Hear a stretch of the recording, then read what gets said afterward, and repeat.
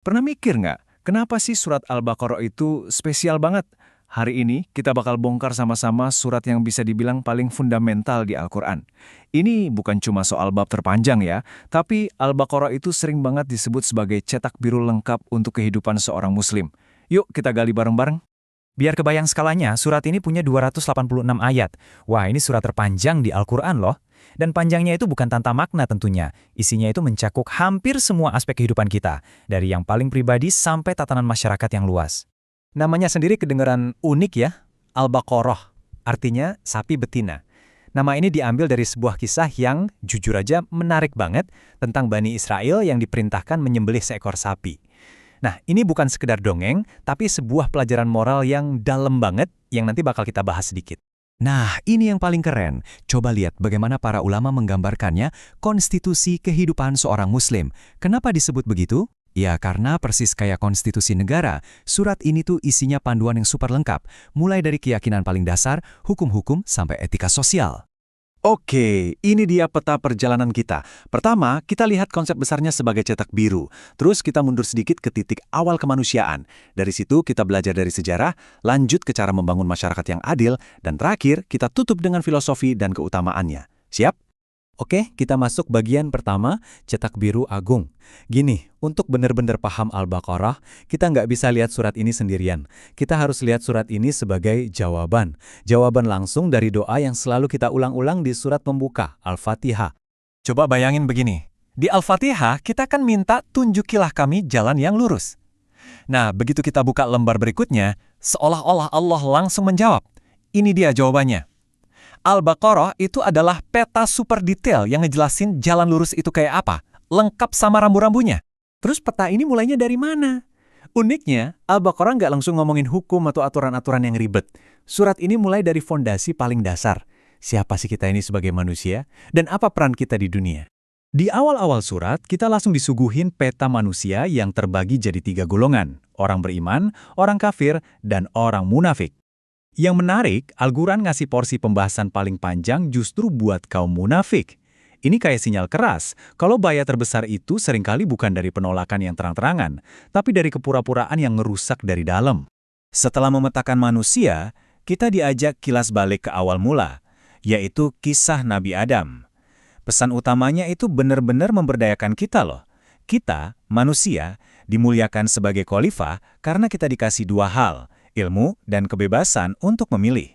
Dan yang paling penting, kisah ini ngajarin kita kalau salah itu bukan akhir segalanya, karena pintu taubat itu selalu terbuka.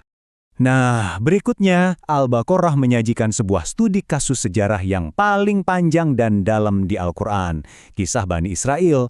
Kenapa mereka? Karena kisah mereka itu bukan cuma cerita jadul, tapi cermin besar buat kita. Cermin yang mantulin potensi baik dan buruk yang ada di dalam diri kita semua. Kontrasnya itu kelihatan banget. Di satu sisi, Bani Israel itu dihujani nikmat yang luar biasa.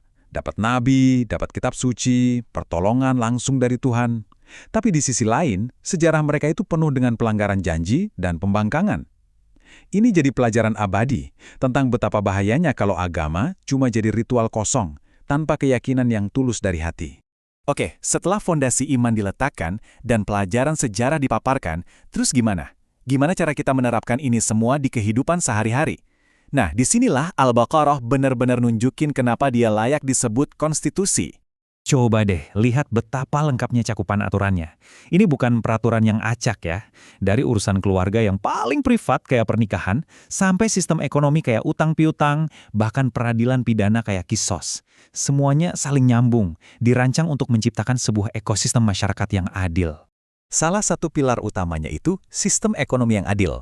Al-Baqarah dengan tegas ngebedain antara sedekah, sebuah tindakan empati yang justru menumbuhkan, dengan riba, yang dianggap sebagai eksploitasi dan dilarang keras. Pesannya jelas banget, dalam Islam, uang dan ekonomi itu nggak pernah bisa lepas dari moralitas. Oke, sebagai penutup, mari kita lihat jiwa di balik semua aturan ini. Apa sih semangat dan filosofi yang jadi landasannya? Dan apa sebetulnya keutamaan spiritual dari membaca dan merenungkan surat yang luar biasa ini? Jadi, kalau kita rangkum, alur spiritual surat ini tuh logis banget. Mulai dari kenali diri kita, terus belajar dari kesalahan orang lain di masa lalu. Setelah itu, bangun identitas iman yang kuat. Baru deh, terapkan aturan-aturan itu untuk membangun masyarakat. Dan puncaknya, kembali kepada Allah dengan rendah hati dan penuh doa. Keren kan alurnya? Dan di ayat-ayat akhir yang sangat populer itu, kita nemuin dua pesan penutup yang adem banget. Pertama, Allah tidak membebani seseorang melainkan sesuai dengan kesanggupannya. Ini jaminan kalau setiap perintahnya itu pasti bisa kita kerjakan. Kedua, Islam itu agama yang seimbang antara tanggung jawab pribadi dan permohonan akan rahmat Tuhan. Selain isinya yang super kaya, surat ini juga punya banyak keutamaan spiritual. Misalnya, rumah yang dibacain Al-Baqarah bakal dijauhi dari setan. Di dalamnya juga ada ayat kursi, yang disebut ayat paling agung di Al-Quran. Dan dua ayat terakhirnya itu bisa jadi pelindung buat siapapun yang membacanya di malam hari. Jadi kita balik lagi ke ide awal. Kalau Al-Baqarah ini beneran sebuah peta yang super detail untuk mencapai kehidupan yang adil dan terbimbing, pertanyaan reflektif buat kita semua adalah, sudahkah kita benar-benar membuka peta itu, membacanya, dan mengikuti petunjuk arah di dalamnya?